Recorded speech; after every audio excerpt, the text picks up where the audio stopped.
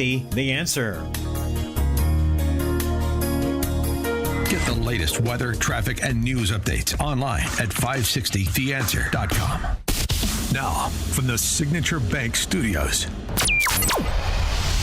This is Chicago's Morning Answer with Dan Proft and Amy Jacobson on AM 560. The Answer.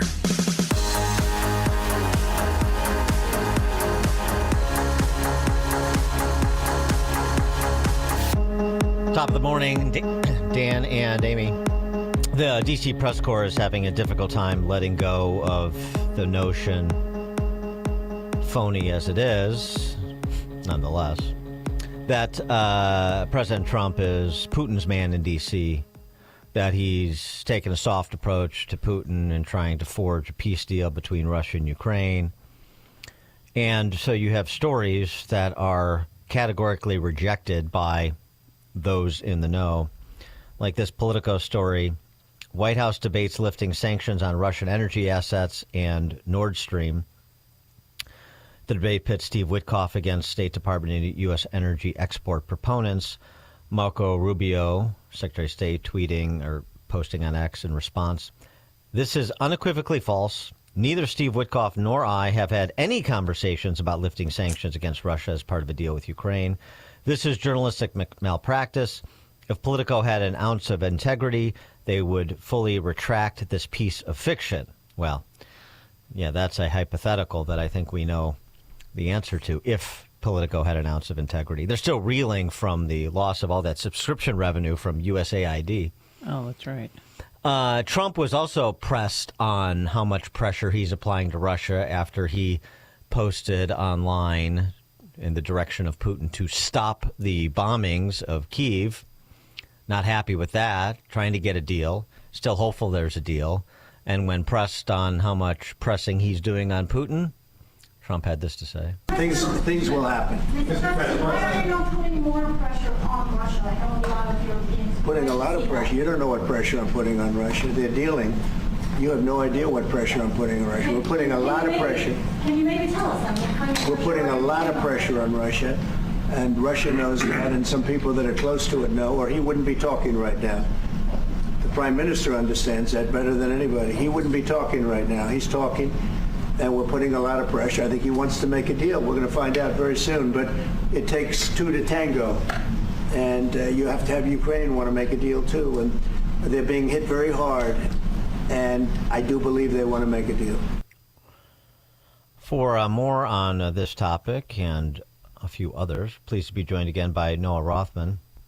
Noah is, of course, with National Review. I'm having a problem pulling up his exact title. I don't want to be accused. Senior writer at National Review, okay. Author of The Rise of the New Puritans, Fighting Back Against Progressives' War on Fun.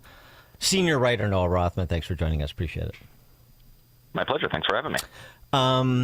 So what is your handle on Trump vis-a-vis trying to bring peace to Eastern Europe?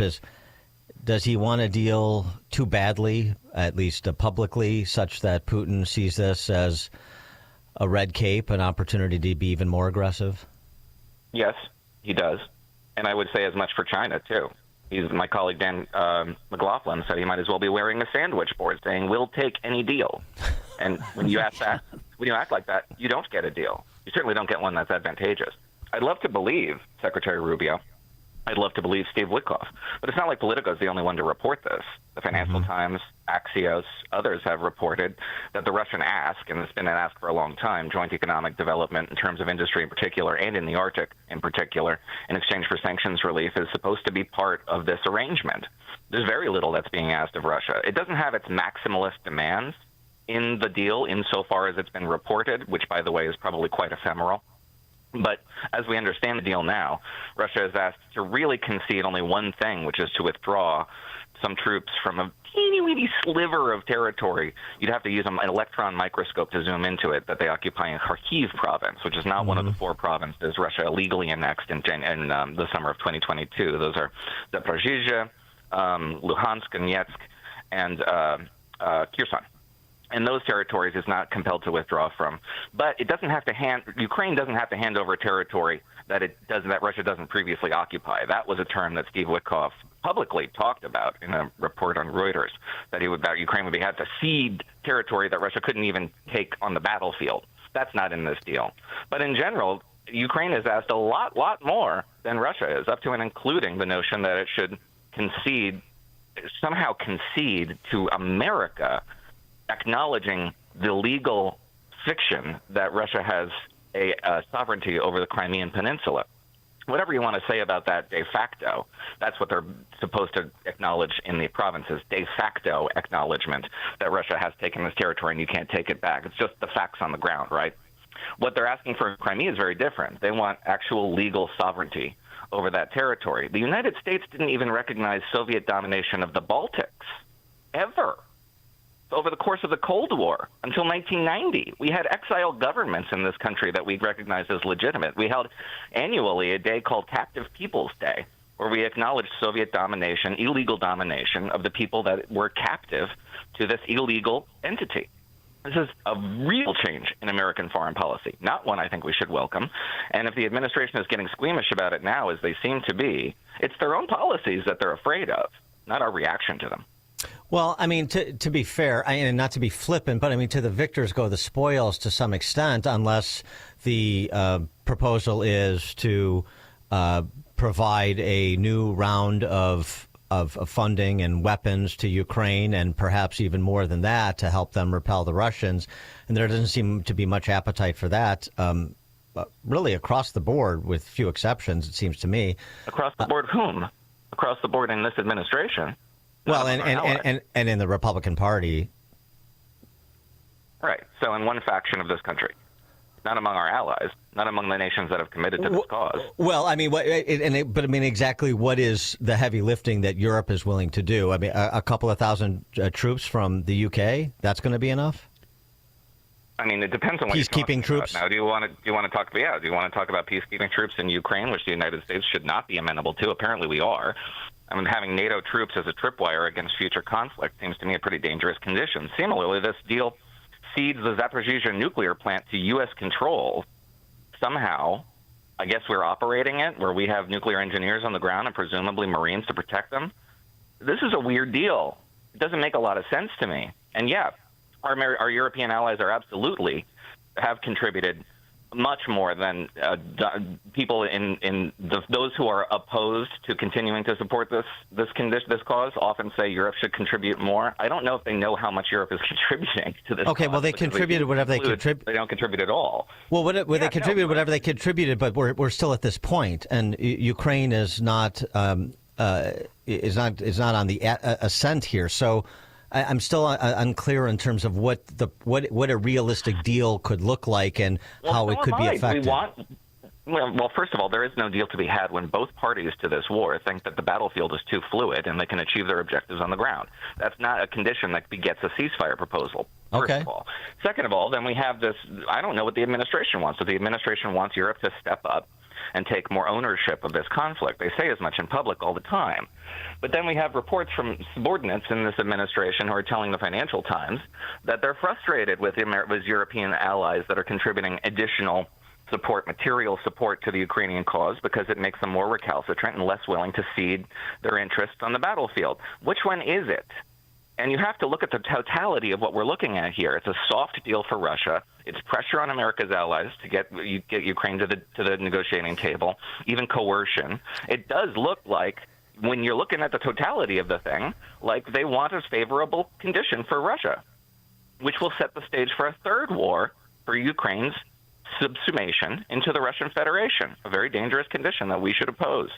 Well, I mean, again, I still don't know what is required that would constitute a real ability to impose costs on Russia such that they are willing to genuinely come to the negotiating table and negotiate something that is more even-handed than you're describing this proposed deal, and what the political support for whatever would constitute that response is at present in D.C. Okay, well, those two questions. Yes. As terms of political response, you have to look at the polling really closely to see where the opposition to support for Ukraine is, and it's primarily located within a faction of the Republican Party. And you could say it's a plurality or even a majority of the Republican Party, but it's not the whole of the Republican Party, and it's certainly not the whole of the American political body politic. Second, Donald Trump, when he was floating this proposal, and it was publicly reported in April of last year that the outlines of what we're looking at now is what we were talking about then.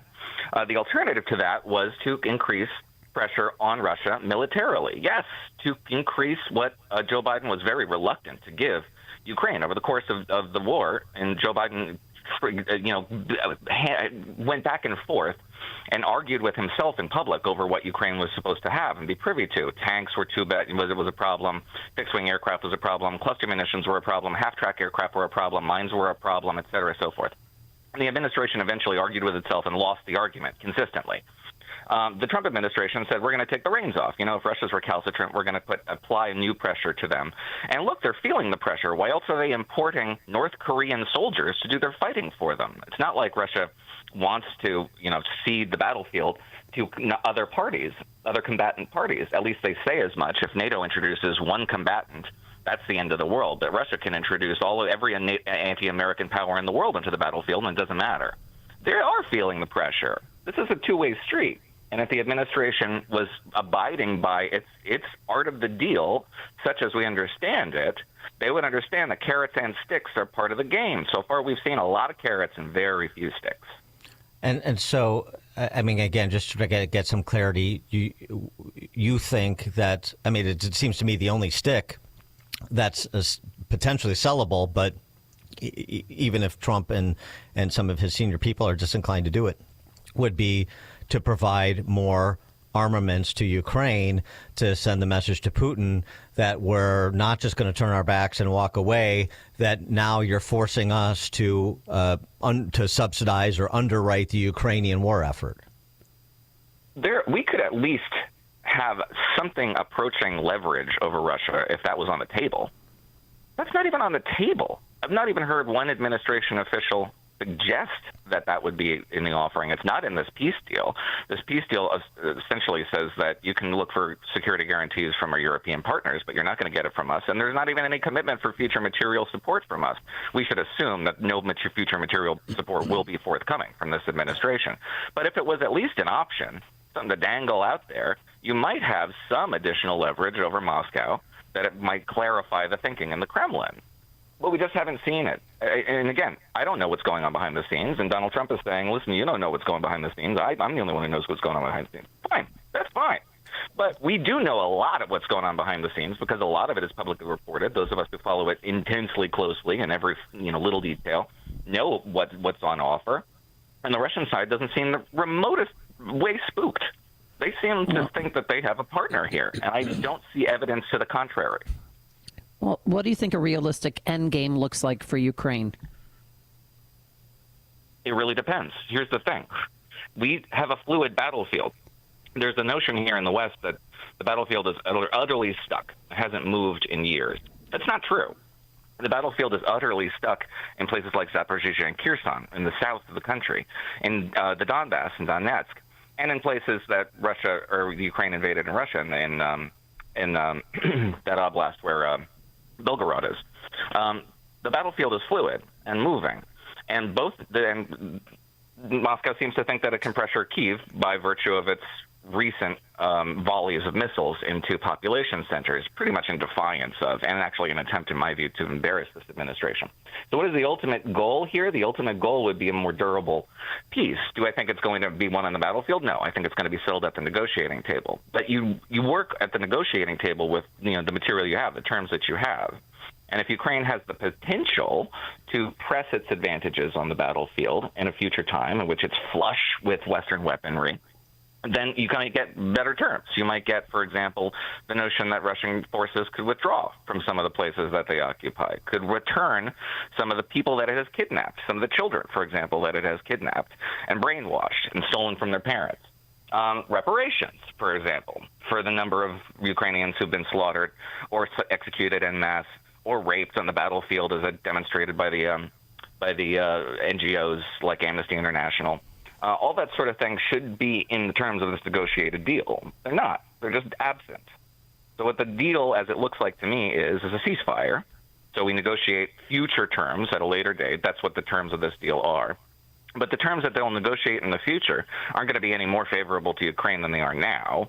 They're probably going to be worse by virtue of the fact that the battlefield is locked in and settled. You know, over the course of, I went to Ukraine in 2017, and there was the line of contact in Donbass is what it was called, where both forces met each other. And there's a thought in the West that this was settled between 2014 and 2022. It was not. There was no point at which the line of contact was cold. There was constant exchange of fire, mortars, little engagements between Russian forces and its proxy forces and Ukrainian forces. That's what we're going to be looking at in another ceasefire, a live line of contact, essentially just a rolling hot war on the European continent, which will force NATO forces to move closer to the border, which will force the West to engage in its own security. And our allies on the frontier, by the way, are going to be way more nervous about that than our allies in London and Berlin and Paris. And those guys could take matters into their own hands in ways that would make everything a lot more complicated and introduce way more potential for a conflagration. What's the solution to this? I don't think we are looking at a possible solution that benefits the West, given the conditions that prevail today. So we should change those conditions.